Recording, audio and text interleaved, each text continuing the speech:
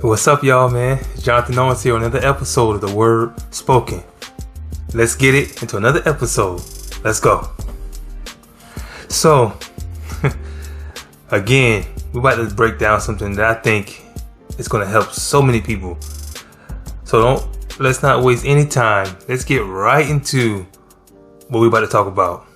Now, many people, I'm sure, have said, Lord, why are you silent? Why do I feel like you're not hearing me? Where have you gone? Now, this is an important thing that I know that people want to know, because they want to know, Lord, I've been praying. I've been trying to hear you. It just seems like I don't hear anything. Lord, is it an audible voice am I supposed to hear? Is it something I'm supposed to hear? Lord, I've been praying and I've been going through something tremendous. Where are you? You don't even care about me. Well, I can assure you that the Lord does. But let me let you know something that actually was profound when I heard it, and it's probably is an example that you've heard too. Now, we often think when God is silent that He's left. So, let me know. You can let me know in the comments if you have. But hear this example, because when I heard it was crazy.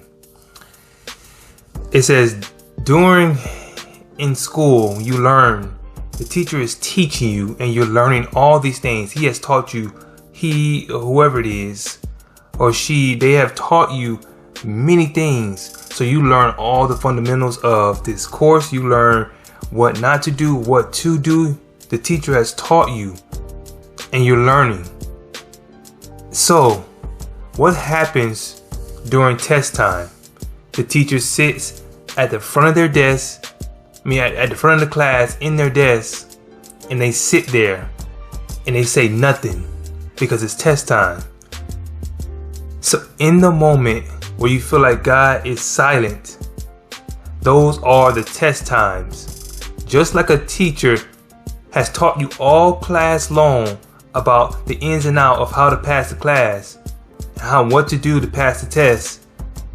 During that test, they're silent. They're letting you fulfill and act out everything that they have taught you through the course. So now it's test time. They're not going to say nothing. They're going to sit right there, and you know they're there. You know the teacher is there. You can see them, but yet they're silent, because they have to let you go through all the things that you have been taught to see if you can make it through that test time. The question is, are you going to get an A or an F? The question is, are you going to get a passing grade or failing grade? Now, what does all this mean? This means that just because God is silent doesn't mean He's gone. So I know that you are praying and asking God and saying, Lord, I don't know where you are. But just because He is silent doesn't mean he has gone. What does Hebrews 13, 5 and 6 says? This is such an amazing verse. It said, let your conduct be without covetousness. Be content with such things. Meaning, like, let your conduct be without you trying to get other things. You just want this, you just want that, you just want that. He said, be content with such things as you have. For God Himself has said, I will never leave you nor forsake you, so that you may boldly say, the Lord is my helper. I will not fear what man can do to me. Now, this passage has to be uplifting to everybody, because it's telling you, the Lord's like, be content with what you have. So in the meantime, you asking God for something, you're asking God for this, you're asking God for that. Be content in that season of what you have that the Lord has already given you. Because the Lord, He's right there. He's just silent. He's not doing anything right now. But He's told you, I will never leave you nor forsake you. So I am still there, right there with you. And I did this so you can say that the Lord is my helper. So I'm not going to fear what comes my way. The Lord is right there. So even though He's silent, they that wait upon the Lord, that's the saying. in Isaiah, they that wait upon the Lord shall be renewed in strength. And so, what else can we take from this? This is something that goes all the way back to Psalms 22. Because Psalms 22 talks about David, who went through so much stuff. David was going through a lot. And he said, Lord, why are you silent? Why are you not answering my prayers? What's happening?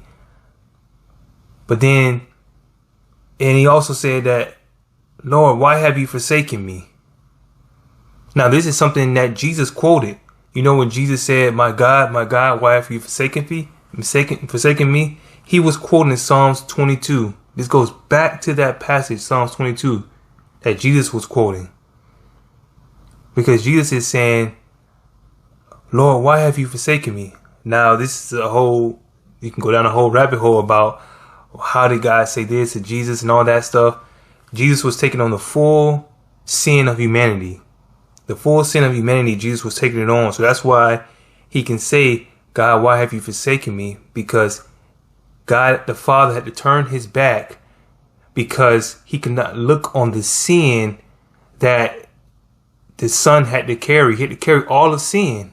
So that's why Jesus said, why have you forsaken me? Because even though the Lord was right there, he had to turn away because the sin was so great that it's like, this is my Son, and yet the sin of the whole world is upon him. So when you're going through, the Father is still right there looking at you. He is silent. He's not saying anything, but he's like, my child or my daughter has to go through this so that they may come out the other side pure as gold, white as snow, to the area and the stature that I want them to be. So I need them to go through this fire. I'm not going to say much. Just like I need you to go through this test. I'm not going to say much. But know that I'm right there. Now, that's hard for a lot of people to understand and probably accept. I get it. But hopefully this encourages you. Have you ever heard the other beautiful poem, The Foots in the Sand? So if you haven't, I'll say it quickly. So basically we have Jesus and I believe it's a lady or a man, whoever. They're walking on the beach. And basically God is showing the whole outlook and the span of this person's life. And there's footprints of Jesus walking and the person walking on the sand at the same time, showing the history of their life.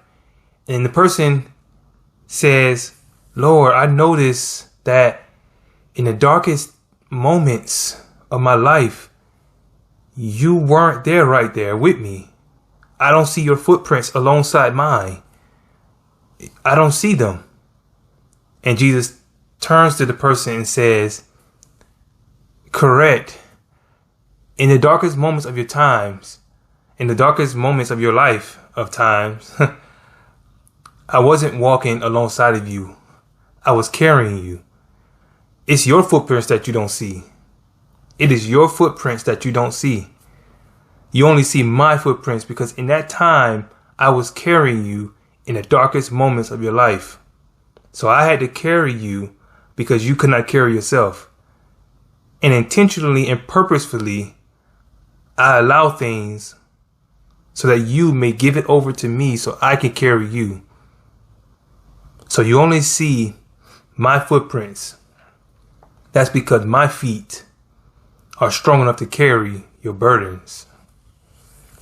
So in the darkest moments of your life, when God is silent, or when God is silent in general, when you're praying, just remember, he said he won't leave you nor forsake you. He's right there. But you just have to remember, this is a test. And God is strengthening me and allowing me to live out everything that he has taught me in his word through the power of the Holy Spirit. Man, I hope that this episode bless you. We will be back on another episode next time. And I hope that one, Lord's willing, bless you as well. I'll see you later. Peace.